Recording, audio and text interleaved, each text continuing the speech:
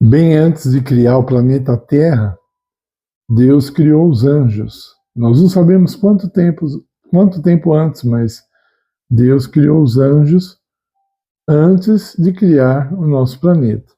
Então, essa ideia de comunidade, de associação, né, ou de uma assembleia, de uma congregação, não é novidade para aqueles que habitam fora do nosso planeta, né? Para Deus e para os anjos, isso não é novidade.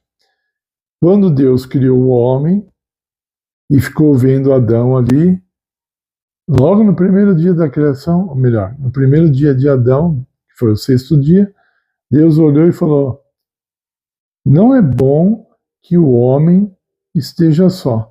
Veja, na verdade, nem os animais, né? Deus não falou isso, mas nem os animais estavam só.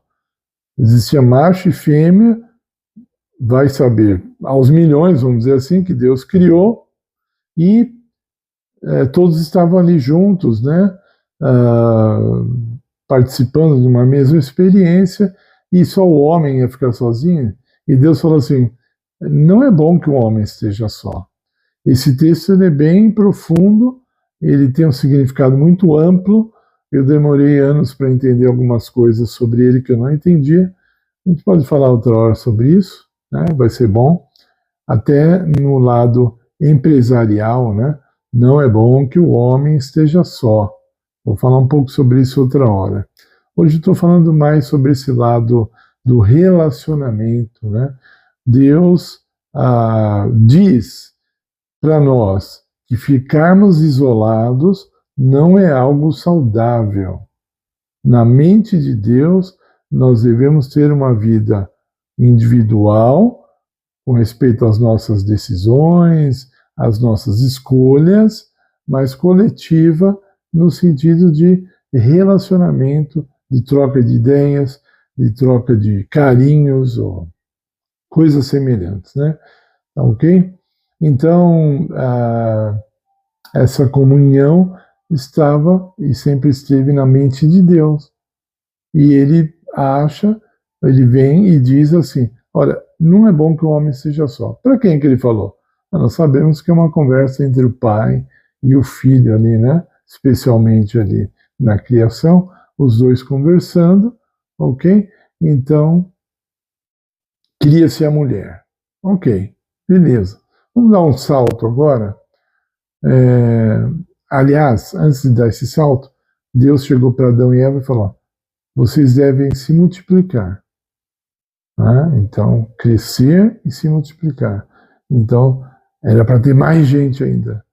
Deus queria que eles tivessem uma família. Ok? Pensa bem nisso. Deus queria que Adão e Eva formassem uma família. Não era para eles ficarem sem filhos. Era o ideal de Deus. Ok? Aí depois nós vamos dar um salto agora, quando a Páscoa foi introduzida por Deus, né? E ele chegou para Moisés e falou: ó, vocês vão colocar sangue, o sangue de um cordeiro, né? No umbral da porta, ok? Assim, ao redor da porta ali, né? Para que quando o anjo da morte passasse, sabem da história, né? O anjo da morte ia matar todo o primogênito do Egito, onde não houvesse sangue na porta. Quando ele passar, ele não vai matar se tiver sangue na porta. Agora, Deus não falou assim: reúna todo mundo num salão bem grande e vai pôr sangue só na porta do salão, todo mundo que estiver dentro do salão vai estar salvo, como se fosse uma igreja. Não, o sangue tinha que estar em cada casa. Né? Então, isso mostra que a ideia de igreja, em primeiro lugar, ela é a tua família. Ok? Hoje, muitos se escandalizam com os comportamentos das várias e mais diferentes denominações religiosas, ok? E não confia. Veja bem, a tua família é a tua igreja. igreja é uma ideia que surgiu na mente de Deus, não dos homens. Não foi o homem que decidiu, vamos fazer uma igreja, não. Isso surgiu na mente de Deus. Então, Deus começa ali falando assim, ó, o lar é a sua primeira igreja. O lar é a sua primeira igreja. Mais tarde, Deus diz para Moisés, me farão um santuário, Êxodo 25, verso 8, me farão um santuário e eu habitarei no meio deles. Então Deus pede um santuário, não era para o povo entrar lá, mas era para se reunir, de novo esse sentido, ó, reunir ao redor do santuário, ok? Para adoração, etc. Ok? Então, essa ideia de ajuntamento, essa ideia de congregação surgiu na mente de Deus.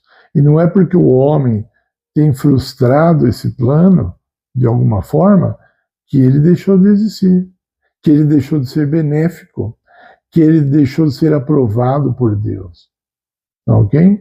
Então, eu digo para você, hoje tem uma palavra que foi criada em português que chama-se os desigrejados. Eles não têm igrejas, né? São os desigrejados.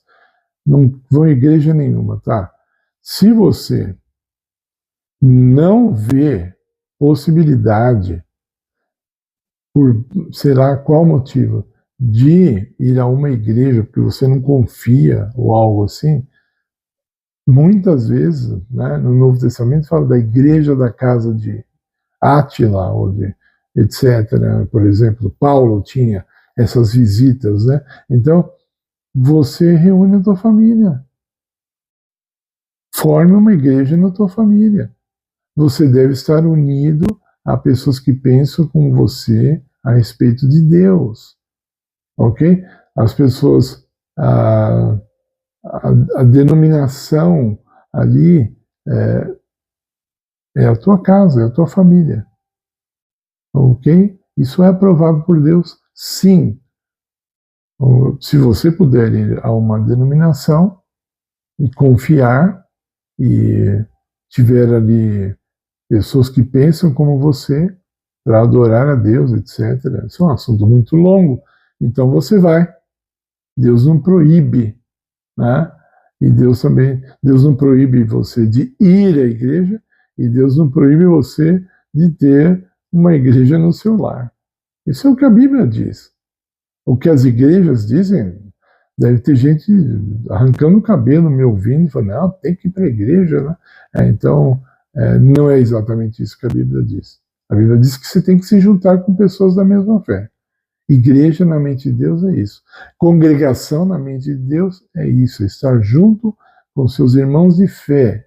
O local, Jesus fala em João capítulo 4, Deus não busca quem adora em Jerusalém ou no monte lá dos samaritanos, ele busca quem adora em espírito e em verdade. Em espírito e em verdade.